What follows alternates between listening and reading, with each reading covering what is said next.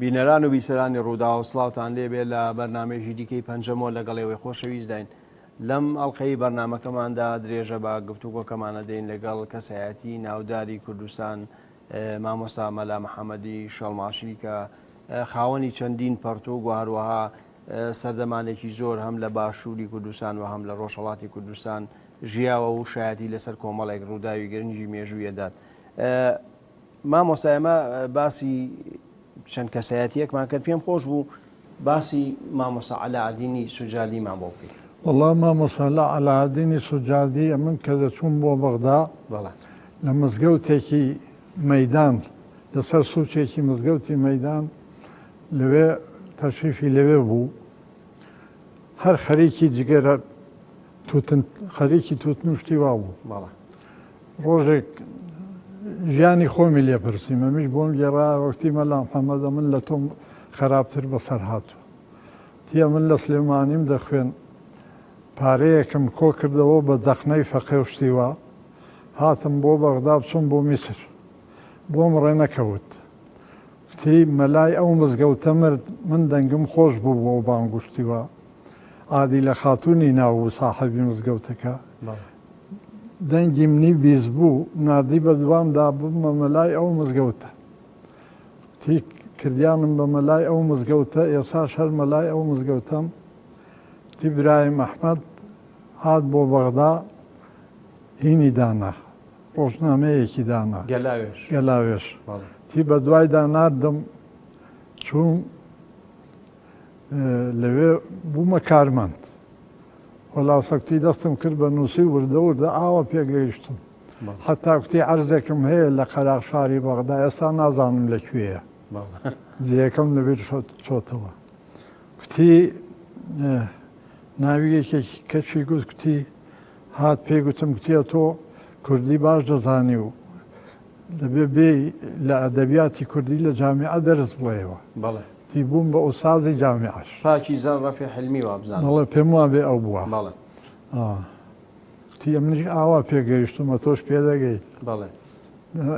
کە دەچووم بۆ بەغدا دەمدیت، نا لە پێشدا نەمدی. ئەی خزمەتەکانی کە بە ئەدەب و بە ئەویش زۆر چاکە، زۆر خزمەتی چاکی کردووە. ئەدەبی مێژووی کوردی ئەویش شاعیرەکانی هەموو زیندوو کردوتەوە تەقریبەن. کەمم دیوە مامۆستا عەلاءالدینی سوجادی کە بوو بە هینی هەولێر، کردیان بە ئەمیر عامی هەولێر لە زمانی سەددامە. جارێک هات بۆ سلێمانی لە خانەقا هات بۆ لام. ئەی لەسەر ڕشتەی مرواریەکەی چیڵی مامۆستا؟ وەڵڵای کتێبێکی خۆش، کتێبێکی خۆشە. چی؟ مامۆستا کۆکردنەوەی ئەو شتانە ئەکەوێتە قاڵبی. ئەمن لە ڕشتەی مرواریم عەجایبتر کۆ کردوتەوە، بە ناوی خەرمانلۆغا، بە ناوی خاپەرۆ دوو کتێبی گەورەن. خەرمانلۆغا لە سوێد چاپکرا، نوسخەیان نەماوە. مامۆستا ئەوە وەکو هینە وەکو ڕشتەی مرواری بێپەردە نووسیوتە؟ ئەرێ وەڵڵا لە هەموو شاعیر و کتێبی کۆم کردوونەوە قسە خۆشەکان و هەموم نووسی اونجا، مەلا پێی خۆش بێ یا پێی ناخۆش بێەوە کردومە. دڵی خەڵکی خۆش کردووە. ئەرێ وەڵڵا مامۆستایەکێ لەو بەسەرهاتانە ئەتوانی بۆ مامژێڕیتەوە کە شتێک بێ کە خۆت بەلاتەوە وڵڵای جالب بێ. باوەڕ کە ئاگام لێنین، ئاگا لێنێ لەبیری خۆ من. بەڵێ ئەی مامۆستا کۆکردنەوەی ئەم شتان کەلیمەیەکی کەمم ئاگا لێ لەو ڕۆژانە دەخوێندنەوەتەوە. دەڵێ شەیتان دەڵێ من موسڵمانم زۆر پێ عەجایبن، ئەوەم نووسیوە. دەڵێن بۆ؟ دەڵێن خوامان خۆش دەوێ و بە قسەی ناکەن. دەڵێن شەیتانمان خۆش دەوێ و بە قسەی من دەکەن. ناخۆش دەوێ، شەیتانمان ناخۆش دەوێ و بە قسەی من دەکەن. ئەوە یەکێک لەو قسانەیە. جاوایشە مامۆستا؟ ئەی وانە موسڵمان هەرچی خراپەیە موسڵمان دەیکەن. ئەرێ وەڵڵا من لە فینلەندا بەڵێ ئەوروپا بەعزە ئەخلاقێکی زۆر ناشیرینە، زۆر خراپە. بەڵێ بەڵام بەعزە ئەخلاقێکی وایان هەیە کە قانون بە ڕۆژ تەلەڤیزیۆن ئەمرێکی قانونی دەرکرد، ژن و پیا و منداڵ هەمووی تەطبیقی دەکە، کەس مخالفی قانون نییە. ئەمما هەزاران موسڵمان مخالفی شەریعەتە، نوێژ دەکا، ڕۆژوو دەگری، دزی دەکە، قاچاغی دەکە. مەسەلەن پیاو دەکوژن باوەڕ کە 27 ساڵە لە فینلەندەم دوو داعمی سەیارەم بیستووە لێرە ڕۆژی 100 داعمی سەیارە دەبێت کە زانیان سەرڕەشی لە جادە کابرای سایقی فینلەندی زانیان تۆ مووی سەرت ڕەشە ڕادەوەستی تا تۆ دەپەڕیەوە لە دوورەوە ڕادەوەستی دەزانی سەرڕەش ملاحەزەی قانون ناکەم ئەوە پەیوەندی بە چیەوە هەیە مامۆستا؟ وەڵڵا بە تەربیەوە هەیە بە منداڵی فێریان دەکرد خەیار و تەماتەی هۆڵندە و ئیتالی دێ بۆ فینلەندە ئاخر فینلەندە هیچ میوەیەکی لێ پێ ناگا تەنیا خەیار و تەماتە نەبێ پێدەگا خەیار و تەماتەی هۆڵندی و ئیتالی کە دێن کیلۆی بە ئێرۆیەکە کەی خۆیان پێگەیشت کیلۆی بە 3 ئێرۆیە ڕۆژێک من چوو خەیارم دەکڕی پیرێژنێک لەی خۆیانی دەکڕی ئەمیش پێم گوت کتم ئەوە لەی خۆتان جوانترە بۆ لەوە ناکڕی بۆ لەی خۆتان دەکڕی تەماشای کردم و کتی ئاخر لەبەر مڕاعاتی فەلاحەکان دەی لێرە تا ڕزیوی ئێرانی هەبێ خۆیان ناکرد ئەوەندەمان فەرقە مامۆستا پەرکێشی کردین بۆ فینلەندا بەڵام بە دیوێکی تردا زۆر جار باسی ئەوەکرێت کە ڕۆژهەڵات ناسەکان و بە تایبەتی لێکۆڵەرە ئەوروپیەکان بەمە بەست یعنی ویستویانە ئیسلام ناشرینکەن یاخود دژی ئیسلام بوون وڵای تۆ ئەوە ڕاستە؟ بەڵێ ڕاستە لە هەموو وڵاتێ پیاوی خراپ هەیە لەسەر ڕسمی پێغەمبەر و لەسەر قورئان نازانم لەکوێ کردیانە و تەلەڤیزیۆنی فینلەندە هات بردیانم بۆ لای قازی فینلەندە لە شارێکە پێی دەڵێن تۆرکۆ 2 سەعاتە ڕێی سیارە لە هێلسینکی دوورە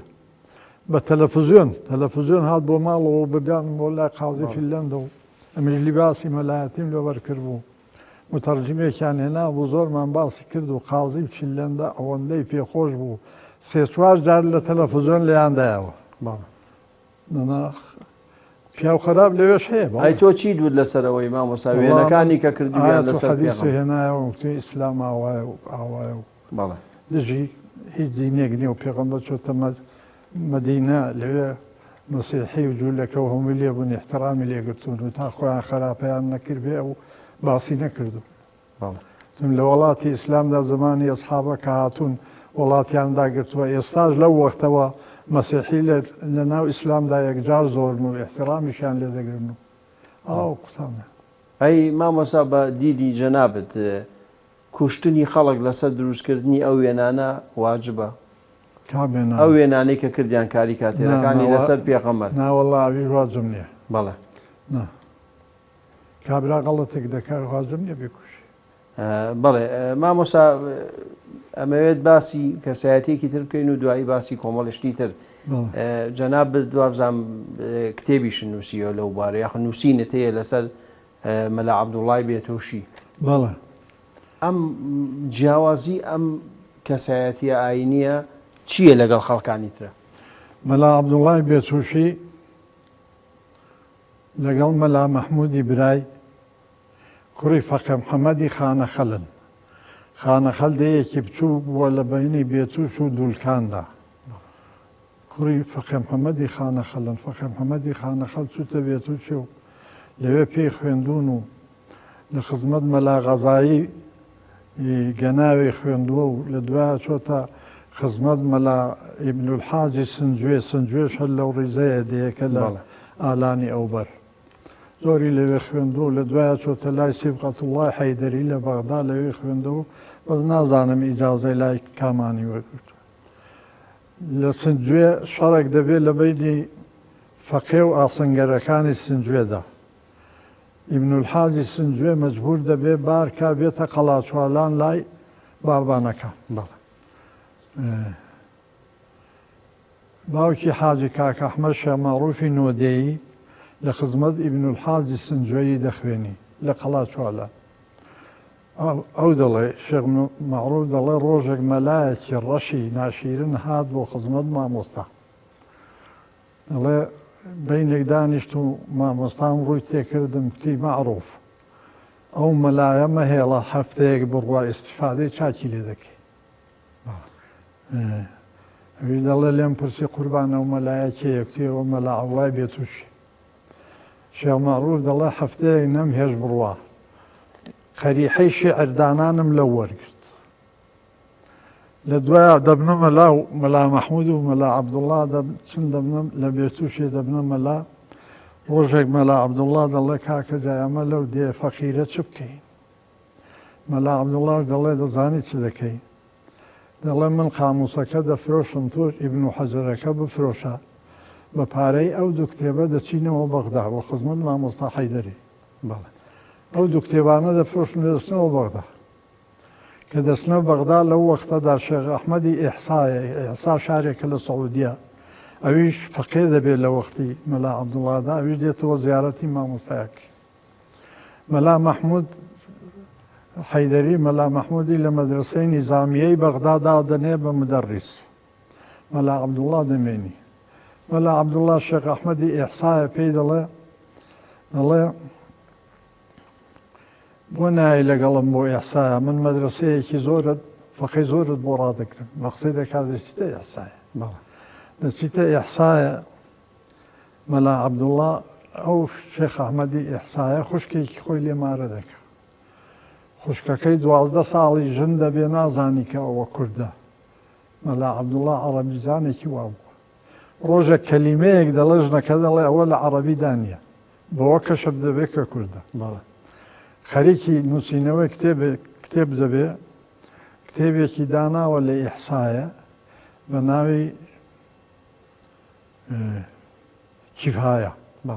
کیفایە دەڵێ نظمتها في بلد الإحصاء لا زال محميا عن البأساء لبێدا دەڵێ مامۆستا ئەو تەنها بە عەرەبی شتیان نووسیوە ئەوانە بە کوردی هیچیان نییە قازی شەمحەمەدی خاڵ نووسیوێتی مەلا عەبدوڵڵای بێتوشی دیوانێکی شێعری هەبووە بەس فەوتاوە ئەوەندەی بە کوردی هەبووە جا ئەمن بە بێتوشی بۆ هێندە مۆعجەب بێتوشی کیفایەی داناوە 1072 شعرە کیفایە لەسەر علمی حروف عەند بە چەند مەعنا هاتۆ با بە چەند مەعنا هاتۆ تێ بە چەند مەعنا هاتۆ لە کیفایەکەیدا من پێی مۆعجەبم شێخی سویتی لە میسر سویتی داناوە شەواهیدەکانی هەموو شێعری شاعیرەکانی کۆنن بەڵام بێتوشی شەواهیدەکانی هەموو شێعری خۆنی هێندەی فەرق هەیە لەگەڵ شێخی سویتی میسری لە شعرێکدا دەڵێ وەفەیتە یا سەبر وەلی ئەعوام ئەی سەبر تۆ چەند ساڵە لەگەڵ من وەفات کردووە و هەر هەی فەخونتە لەما بەدەتی الخیام بەڵام کە خەیمەی مەحبوبە دەرکەوت خەیانەتت کرد سەبرەکە نەما تەماشا چەند جوانی لە شعرێکدا جەلەل بە 4 مەعنا دێنیتەوە دەڵێ تەقول هەل تەبکی جەلەل من جەلەلی ما بی وهذا جەلەل من جەلەلی جەلەل بە 4 مەعنا لەو شعرەدا هێندە عالمێکی گەورە بووە عادەتی وا بووە هەموو بەهارێ لە ئیحسایە ڕاهاتوەتەوە چۆتە بن چنارەکانی مێرگاسێ کە مێرگاسێ جەیەکی خۆشە لە بینی بێتوش و دولکاندا ئاوێکی گەورە دێتە دەرێ چناری گەورەی لە تاتەبەریان ڕاخسووە لەوێ تەئلیفات دەکا و پاییزێ دەڕوات ئاخر ساڵ کە دێتەوە لە زوبەیر نەخۆش دەکەوی جەنازەکەی لە زوبەیرە لەوێ وەفات دەکا وەکو بیستومە هەردوو کچی هەبوون کوڕی نەبووە یعنی نەوەی هەیە مامۆستا ئەوەی مەلا مەحموودی هەن لە بێتوشەی مەلا عەبدوڵڵا نین مەلا عەبدوڵڵا نییە مامۆستا ئەمانە لە جیهانی عەرەبیە بە وەکو کورد ناسراون یا وەکو چی ناسراون وەکو عالمێکی گەورەی کورد ناسراون یونس سامەڕایی هەبوو لە زەمانی مامۆستا مەلا کەریمیدا ناوی جەماعەتێکی مەلای عەرەبی نووسی بوون مامۆستا مەلا کەریمیشی بە عەرەب نووسی بوو هێندە خەیانەتیان بە کورد کردووە یعنی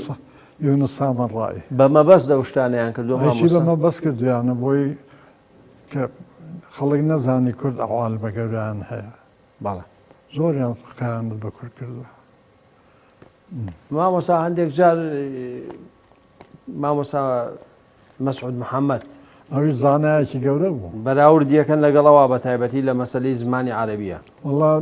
مەسعود محەممەد عەرەبی باشتر زانیوە لەگەڵ کێ؟ لەگەڵ بێتوشی. وەڵا ڕەنگە وەک بێتوشی نەبوو بێ بەس ئەوی زۆر کوردی زانێکی عەرەبی زانێکی گەورە بوو. بەڵێ بینی بود مامۆستا دوو جار بینیم. بەڵێ جارێک لە بەغدا لە هین ئەوەی دانرا بوو کۆڕی زانیاری کۆڕی زانیاری بەڵێ قازی شەمحەمەدی خاڵ لەوێ بوو ئەو لەوێ بوو مامۆستا هێمن لەوێ بوو. بەڵێ جارێکی پێم وایە لە کۆیە بوو. ئەی باسی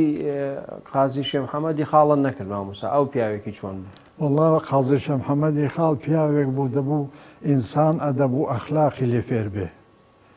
هێندە مؤەدەب بوو. بەڵێ مەلاکێ مەلایەکی خەڵکی لای مەریوان لە زمانی پێشەوادا لەگەڵ پێشەوا ببوو هات بوو ڕای کردبوو کە پێشەوای ئەدام کرابوو هات بوو بە سلێمانی ناوەکەم لەبێ چۆتەوە مەلای ئەو مزگەوتەی خوارد مزگەوتی شێخەمینی خاڵەوە بوو مزگەوتێکی خاڵ بوو کە خەبەری زانی من هاتووم زۆر دەهات بۆ لام ئەمەی دەچوومەوە خزمەتی کە دەچوومەوە خزمەتی بینێکدا دەنیشتین و دەیگوت مەلام هەمە تۆزێک نەچینە خزمەت شێخی خاڵ مزگەوتەکەیان لێک نزیک بوو باڵە ئەمیش ڕۆژێک لێم پرسیکتم مامۆستا بۆ هێندە دەچێ خزمەت شێخی خاڵ تی مەلام محەممەد 15 ساڵ باشکاتیبی قازی بووم لە مەحکەمە 15 ساڵ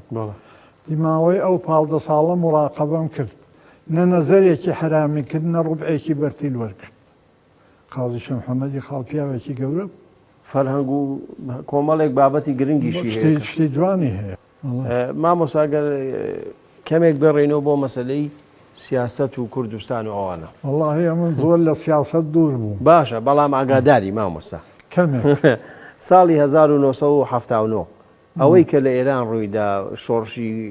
گەلانی ئێران شۆڕشی نازامی ئیسلامی ئێران تۆ پێناسەی چۆنەکەی مامۆستا؟ وەڵاهی پێناسەیەکی زۆر خراپی دەکەم. بەڵێ شۆڕژ نەبوو ینی؟ شۆڕژ بوو بۆ شیعە. بەڵێ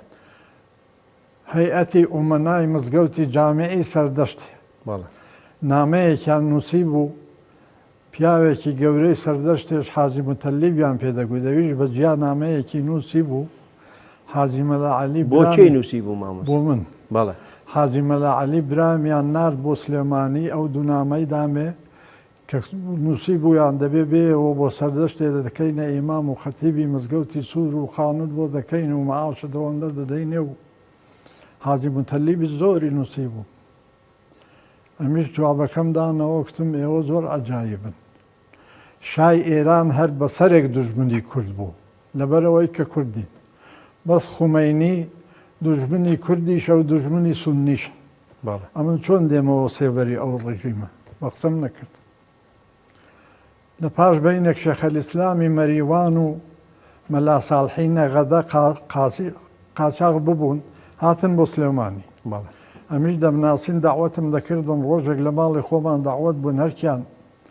مەلا ساڵحی نەغەدە کوتی جا ئیشاڵڵا خومەینی دەڕوخێ و ئەتۆش دەبێنەوە وەلای خۆمە ئەمیش پێکەنینم هات مەلا ساڵکتی بۆ پێدەکەنی کتم بە قسەکەی تۆ تی بۆ تم ئێوە تاریختان نەخوێندوتەوە هەر کەسێک لە ئێرانێ هات بێتە سەرکار لە 70 ساڵ کەمتر ڕیاسەتی نەکردووە تم وەڵاهی هەرکان و لێرە دەنێژم ڕژیمی خۆمەینی هەروە خۆ دەبێت سبحان الله پاش بینێک هەرتکم لە سلێمانی ناشت هەرکیان لەوێ وەفاتیان کرد خۆمەینی ئەوە کەواتە شا لە ماوەی 20 ساڵدا تەنیا مەلا ئاوارەی یادام کرد خۆمەینی ڕۆژێ 200 کەس ئیعدام دەکە سەورەی چی؟ کەواتە مامۆستا بەراوردی بکەی لە بینی مەسەلەن سەردەمی ئێرانی ئێستا و سەردەمی شا سەردەمی شا زۆر چاتر بوو زۆر چاتر بوو شا کوردەکانی زۆر دەورەی خۆی کرد بوو ئاڵەب سەرنگ و مەرەنگ و کوردەکانی لە خۆی نزیک کرد بووە بەڵام مامۆستا بە قازانجی خۆی بوو یا بە بە قازانجی کورد بوو؟ قازانجی خۆی بوو بە قازانجی کورد نەبوو بە قازانجی ئەو سەرنگانەش بوو کە لە دەورەی بوو بەڵێ دەنا بە قازانجی ئەو دوژمنی کورد بوو. کەواتەیتە باشیەکەی چی بوو؟ باشەکەی ئەوە بوو کە خەڵکی ئادام نەدەکرد. بەڵێ سەرهەنگ وەرەهرام سەرگور وەرەهرام دێ دەبێتە گەورەی مەهاباد. ڕەحمانە کەچەڵێکیش مەشهور بوو لە سەردەشتی قاچاق دەبێ و یەک دوو ژاندارمە دەکوژی و لە دوایە دەیگرن ژاندارمە دەگرن دەیبن بۆ لای ئەو کابرایە بۆ لای وەرەهرام. بەڵێ وەرەهرام کە تەماشای دەکات دەڵێت تۆ ڕەحمانە کەچەڵی دەڵێ بڵێ دەڵێت تۆ دەتەوێت حکوومەتی ئێران بڕوخێنی پێ دەنگ ناکات دەڵێ بڕۆ ئازاد بە بڕوو بیڕوخێنە نایگری ئاوا بوو ئەو وەخت یا سەرنجێکی کە دەچیتە ماڵی شێخی بورهانی شێخ محەممەدی بورهانی عالمێکی گەورە بوو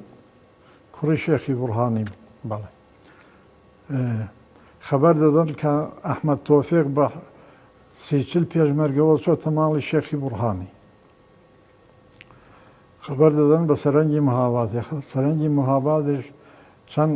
ئەسکەر لەگەڵ خۆی دەوا دەچی بۆ ماڵی شێخ محەممەدی دەڵێ یا شێخ ڕاستە ئەحمەد تۆفیق هاتووە بۆ ماڵی تۆ دەڵێ بەڵێ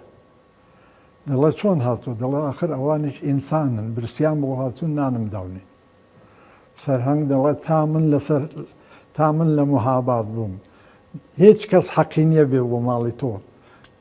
گلەی بکەم ئەحمەد تۆفیق دێ کێ دێ ئازادی ئاوا بوو ئەو وەختە مەز ئێستا هەر بزانن دژی خومینی ئەدامی دەکرد. مامۆستا شێخی بورهان هیچ علاقەیەکی هەبووە بە نەقشبەندی و قادری شێخی بورهانی خەلیفەی شێخ عوسمانی سیڕاجەدین بووە. بەڵێ شێخ یوسفی بورهانی خەلیفەی شێخ عوسمانی سیڕاجەدینی تەوێڵە بووە شێخ محەممەدی کوڕی ئەوە بوو. بەڵێ مامۆستا کورد ئیسفادەی کرد ینی گفتوگۆ کرا لە بینی حیزبەکانی ڕۆژهەڵاتی کوردستان و ئێران مامۆستا شعیزەدینی حوسێنی و ئەوانە سەرۆکی وەفد بوون ینی بۆچی هیچ نەگەیشتە هیچ ئەنجامێک ئێران درۆی دەکرد ئێران درۆی دەکرد کە هیچ بدا بە کورد دەنا کورد بەکەمیش ڕازی بوو هەر درۆی دەکرد بە دەی خاپڵاندن تا خۆی دەگری نانا هیچی نەدەدا بە کورد ینی درۆی لەگەڵ کورد دەکرد بەڵێ درۆی دەکرد وەفتی دەنار بە قسەی وەفتەکەی خۆی نەدەکرد وەفتەکانیشی کورد لە دوایە ناوم لەبیر نەماوە وەفتەکانیشی کورد ئەوەی دەیزانی تۆزێک بۆنی کوردی لێدێ ئەوانیشی کوشت ئەحمەدی مفتی زادە خۆ لەگەڵوی بوو ئەویشی کوشت مامۆستا ئەحمەدی مفتی زادە لە خزمەتی ئێرانە بوو بەڵێ لەگەڵوان بوو پێشمەرگەی ئیسلامی دروست کرد بوو پێشمەرگەی ئیسلامی بەڵێ لەگەڵوان بوو کەواتە ئاکرێ ئەوەی کە هەندێک پێڵێن خیانەتی بە گەلی کورد کردوێتی تقریبا جیاوازی ئەو لەگەڵ شعیزەدینی حوسێنی چی بوو؟ وەڵا شعیزەدین لەگەڵ کۆمەڵە بوو لە وڵەوە لەگەڵ دێموکرات بوو لە دوای بوو بە کۆمەڵە و بەس مفتی زادە لەگەڵ هیچیان نەبوو نە لەگەڵ کۆمەڵە و نە لەگەڵ دێموکرات بۆ خۆی حیزبێکی دروست کرد بوو بە ناوی پێشمەرگەی ئیسلامی. مامۆستا باسی شۆڕشی گەلانی ئێرانی یاخودەوەی شۆڕشی ئیسلامیمان کرد ئەو گۆڕانکاریە هیچ شتێکی بە قازانجی کورد نێنە؟ ناوەڵا هەمووی بە زەرەری کورد هەمووی بە زەرەری کورد هەمووی بە زەرەری کورد بەڵێ زمانی شاب بمایە باش قازانجی کورد زۆرتر بوو لە ئێستا بەڵێ مامۆستا ئەگەر باسی لەگەڵ مامۆستا شعیزەدینی حوسێنی بینە چۆن بوو تۆ؟ وەڵا مامۆستا شعیزەدینی حوسێنی ئەمن لە مەدرسەی وی لە کانێڕەش و سەردەراباد خوێندومە بەڵێ فەقێ بووم دەنا کە هات بۆ عێراقی عەلاقەم زۆر کەم بوو لەگەڵی لەگەڵ مامۆستا سەید جەلال عەلاقەم هەبوو دەچوون بۆ خزمەتی دەهات بۆ ماڵی ئێمەوە بەڵێ برای شعیزەدین بوو لای چاک بوو ئەوەی بەرپرسی خەباتی شۆڕژێری بەڵێ شاعیریش بوو شعری جوانی هەیە بەڵێ مامۆستا ئەوەی کە تۆ بزانی بۆچی مامۆستا شعیزەدین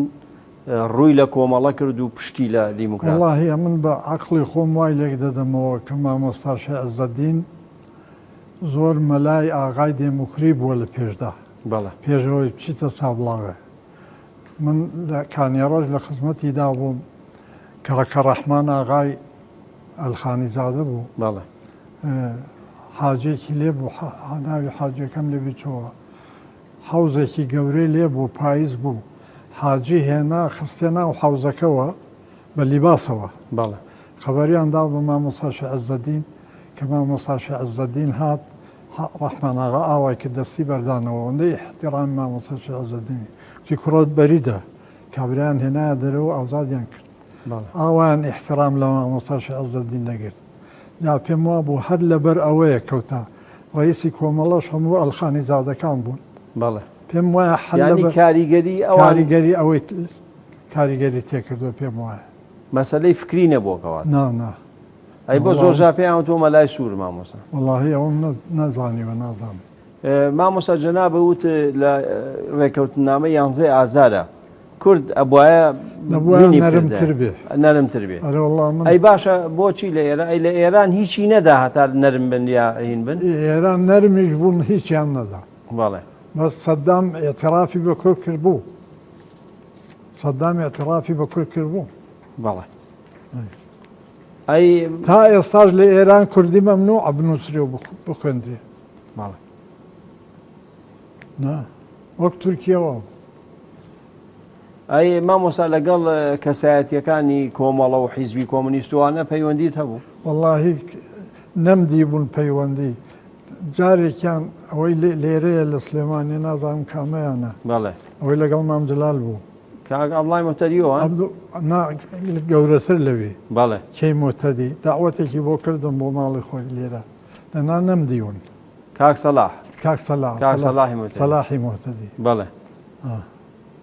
هەر خۆت نەدویستووە یاخۆت عەلاقەم پێوە نەبوون وچێ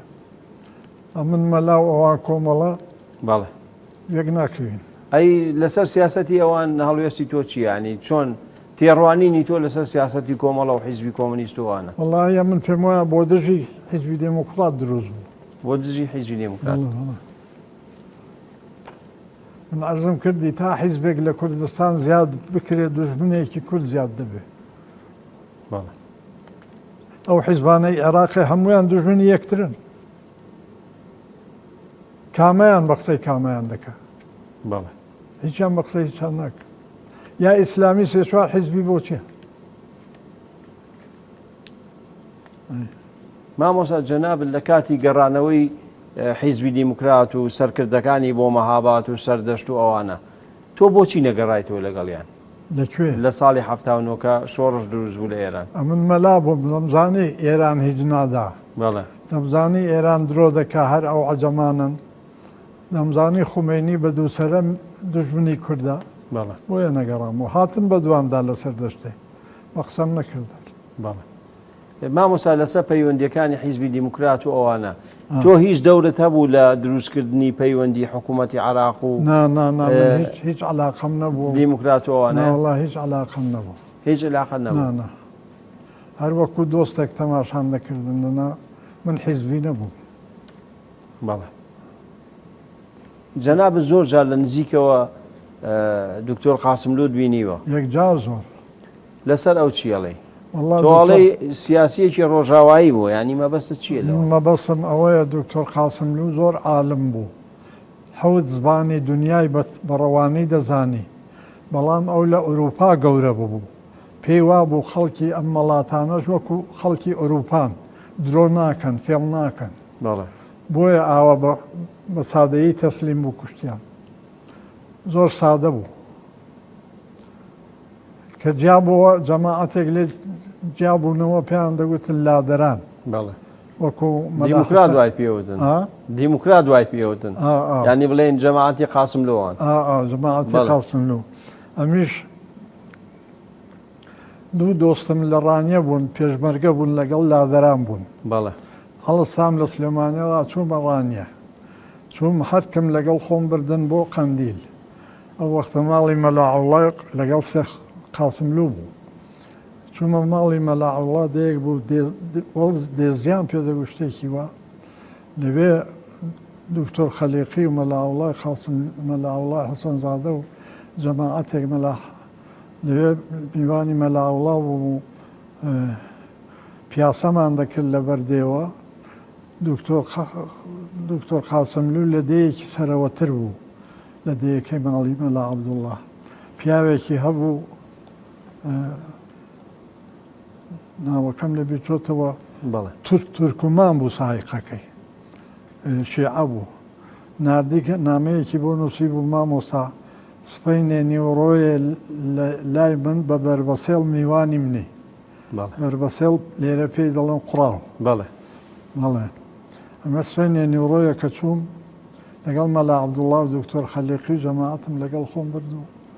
کە چووم تەنیا یەک نەفەری لا بوو محەممەدی حەسەنزادە ئەویش لە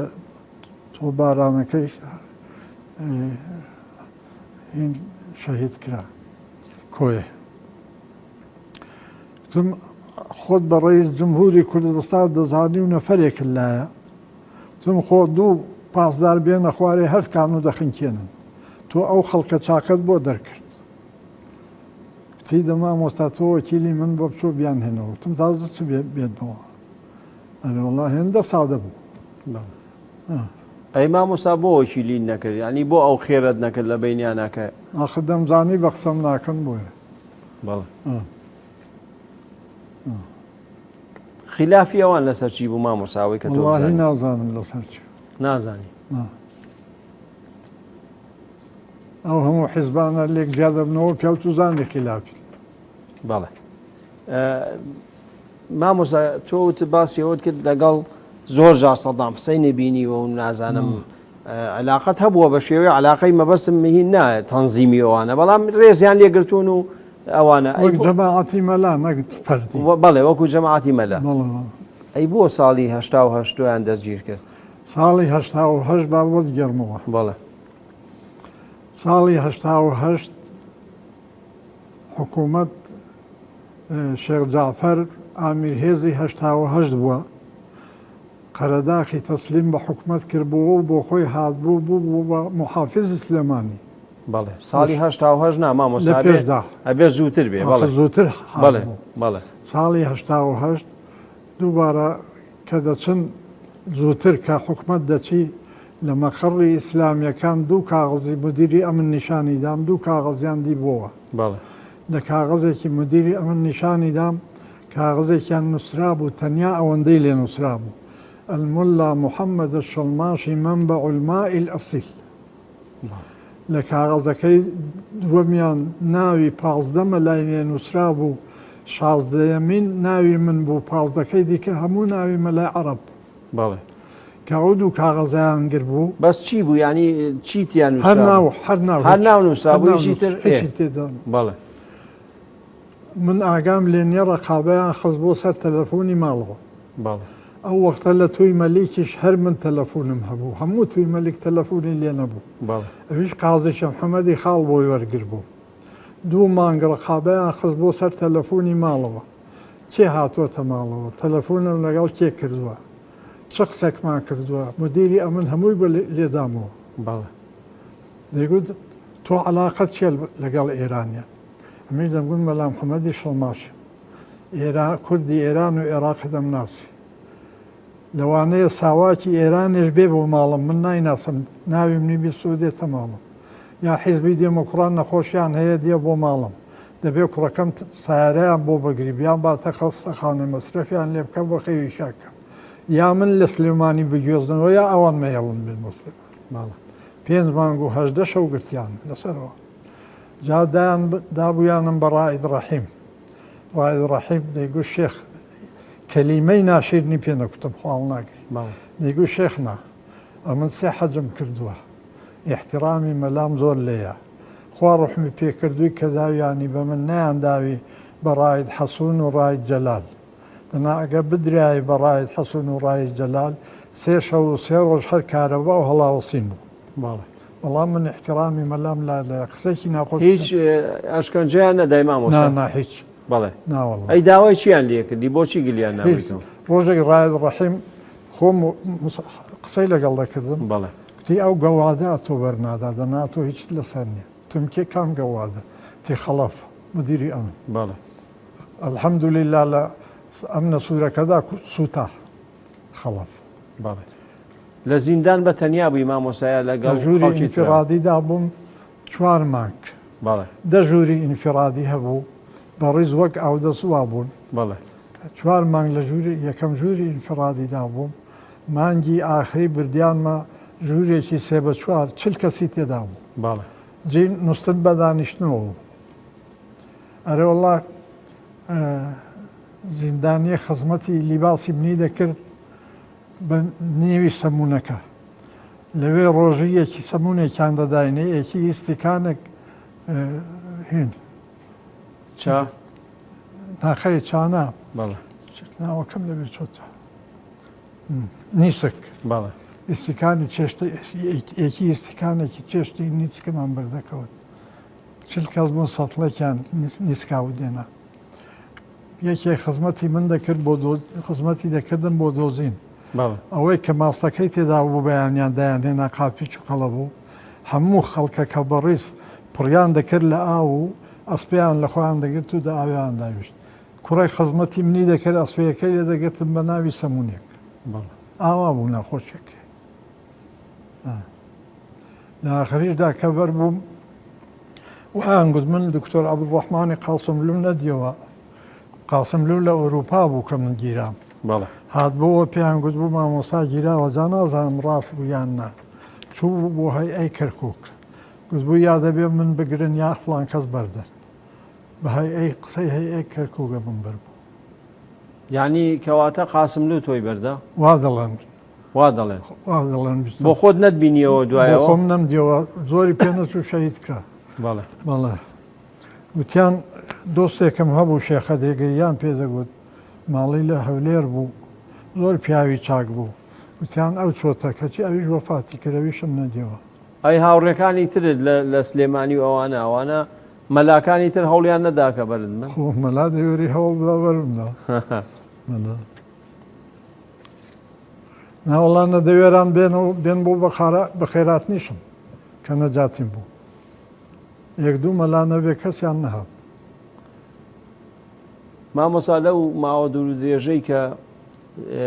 لە دەرەوە بووی تو ئەوانە حکوومەتی ئێرانی هیچ پەیوەندی پێوە کردووی کە بگەڕێتەوە جارێک موسەوی ئایەتوڵڵا موسەوی کە ڕەیسی سنە بوو هەموو کوردستانی ئێرانێ ئایەتوڵڵا موسەوی ناوبانگم بیست بوو برازایەکی منی بربوو بۆ سنە گوتبووی دەبێ بچن بیهێننەوە برازایەکەم ئەوەندەی مەعاش دەدەینێ و چی دەدەینێ و برازایەکەم تەلەفۆنی کرد بۆ فینلەندە کوتی ئایەتوڵڵا موسەوی منی بردووە بۆ سنە ئاوای پێگوتم دەڵێ چی گوتم بە قسەی مەکە نایەمەوە ئەوەندەم جوادەیە ئەی لە فینلەندا کەس نهاتە لات ناکەس نهاتوە مامۆسا کورد لە دەرەوەی وڵات بەڵێ ئەو ماوەی کە تۆ زیاتر لە 20 ساڵ زیاتر لە دەرەوەی توانیوێتی خزمەتی قەزیەکەی خۆیکە پرسەکەی خۆی زۆر کەم زۆر کەم زۆر کەم بەداخەوە کورد هاتووە سوبعەی کورد ناشیرم کە چونکی زۆر کاری خراپی ویان کردوون کە لە ئەوروپا سوبعەی کورد ناشیرم بووە زۆر کورد من جملە لە فینلەندە لە فینلەندە جەماعەتێکی عێراقی لێ بوون خزمیان لە ئەڵمانیا بوو خزمەکەی ئەڵمانی دەهات بۆ خزمەکەی فینلەندە خزمەکەی فینلەندە سیارێکی کۆنی پێیە خزمەکەی ئەڵمانی لە ڕێگادا لە سیارە کۆنەکەی دەدا خەرای دەکە حکوومەتی فینلەندە سیارەکەی بۆ دەبژار بە سیارێکی تازە لە دوایە کەشف کە ئاوا دەکەن لە دوایە واشب کردایەکیان نەدایە یا دوو کوڕی کەرکووکی لە فینلەندە لە ژێر ئاپارتمانێکدا مەتعەمێکیان داناوە شەوێک درەنگ دەچن بنزین بە مەتعەمەکەی خۆیان دادەکەن لە قاتی بنەوە شەوێ درەنگ دەڕۆنە دەرەوە ژنێک لە قاتی سەرەوە چاوی لێ دەبێت کە لەو ساعاتەدا ئەو دوو کوڕە دەچنە دەرەوە بە سووتانی مەتعەمەکە لە قاتی سەرەوە 3 کەس خنکە 3 فینلەندی خنکە لە دوایە زانیان کە ئەو دوو کوڕەگرتیان ئێستا گیراون لێ ئیشی ئاوا دەکەنەوە سەمای کورد ناشێن دەبێت خەڵکی تریشەیە مامۆستا چۆتە پەرلەمان و ینی لە ناو پەرلەمان ڕەخۆ شەرنی هەمووی هەروە بێ بەڵێ بەڵام خراپەکە زۆرترە لە چاکەکە خراپەکە زۆر ئەوە هەر لە فینلەندا عەگەب لە وڵاتەکانی کە نییە ئەسڵەن من پێم وابوو تا پەناهێندەی کورد نەچێ بۆ ئەوروپایی درۆ نازانن جەلالی کوڕم لە هۆڵەندا متەرجیبی کوردان بوو بابە ڕۆژێک کابرای کە مساحەبە دەکا پێ گوتی جەلال تم بەڵێ وتی ئەوە سلێمانی چەند دوکانی سەرتاش خانەی ژنانی لێیە ئەو وەختە شەر 1-2 دوکان بوون لێرە لەنا سەرتاش خانەی ژنان نەبووە یکتم وەڵڵای ڕەنگە 3-4 لێ بن توێتی وەڵڵی تا ئێستا 50 کەس هاتووە تومە بۆ ڕات کردووە توێتی ژنەکەم سەرتاش خانەی ژنانی هەبوو ئیسلامیەکان تەقاندویانەتەوە بۆی ڕان کرد ئاوا فێری درۆ دەبن ئەی درۆی مەسلحەت نابێ مامۆستا ئەوەکەی مەسلحەتە ئابڕووی میلەتێکی پێوەری ئەوە بۆ شەخصێک مەسلحەتە بۆ میلەتێک زەرەدە لەگەڵ کوردانی باکوور و پاکەکەوانە بینە چۆن وەڵڵا بینم نییە هیچ نان سەردانە ناکەن وەڵڵا 1-2 جار هاتن بەس گەورەکەشیان بوو بەس بینم لە کۆنگرەی نەتەوەی یا بەشداری نەکردن مامۆستا ناوەڵڵا بۆچی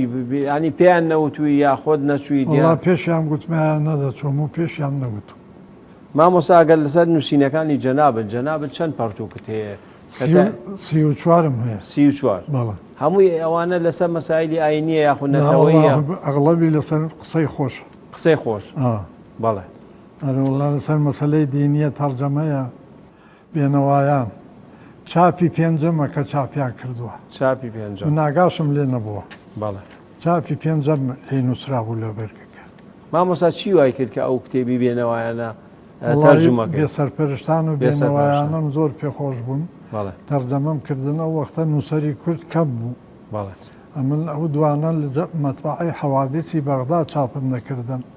4000 نوسخەم لێ چاپ دەکردنێکی بە ساڵێک نوسخەی نەدەما لە دوایە دەستم کرد بە نووسین و ئەی مامۆستا لەگەڵ کۆڕی زانیاری کوردووانە هیچ پەیوەندیت نەبوو وەڵڵا هەرەوەندە پەیوەندیم هەبوو ئەگەر ئەو کتێبانم چاپ دەکرد دەبوو نووسەیەک بەری بۆ ئەوان 1-2 جار چوون بۆ کۆڕی زانیاری دەنا پەیوەندیم نەبوو هەر لەگەڵ خاڵزیشم حەمەدی خاڵ پەیوەندیم هەبوو بەڵێ لەگەڵ مامۆستا هەیە منوت مامۆستا تۆ ئەو هەموو گەڕان و مەسەلەن کوردستان گەڕاوی و دنیا گەڕاوی هیچ دەستنووس و شتی کوردی لە لای تۆ دەزەکەوێ دەستنووس پیا کردووە ئی ناوەڵا دەستنووسم پەیدا ئەوەی هەیە بۆ نایداوە کەس بەڵێ دوو دەستنووسم هەیە ئێستا بەڵێ یەکیانم دەستکەوت لە مەلایەک یەکیشان باوکی خۆمە بەڵێ باوکی خۆم فەقێ بووە لە مزگەوتی شێخ سەلامی سلێمانی لە خزمەت بەلا ڕەشید بەگی بابان کە لە ئاخریدا بۆتە قازی ئەستەمبوڵ نووسیوێتی ئەو کتێ پێی دەڵێن خەیالی بە کتێبەکە علمی عەقیدەیە نووسیەتی ئەو کتێبەم نووسیەوە لە مزگەوتی شێخ سەلامی سلێمانی لە خزمەت بەلا ڕەشید بەگی بابان ئەوەش دەستخەتی باوکمە نا دەستخەتم نییە بە کوردی نووسراوە مامۆستایە عەرەبیە کتێبێکی عەرەبیە نووسیوێتیەوە بەڵێ خۆینەی نووسیوە نووسیوێتەوە لە بەری مامۆستا کاتەکەمان بەرەو کۆتاییە چێمێ لەسەر سربەخۆیی کوردستان قسە بکەیت تۆ پێ دوایە کورد بە سربەخۆی یەگا یاخود پێم وایە بۆچی تا کورد سربەخۆ نەبووە تا ڕۆژی قیامەت کورد نابێ هیچ بۆ ئەوەندە ڕەشبینی مامۆستا خەتای خۆیەتی تاریخ بخوێنەوە هەموو کوردی فەوتاندۆ بەڵێ هەموو تاریخەکان وایە هیچ ئومێدم بە کورد نییە کە ببێتە حکومەت لەبەرچی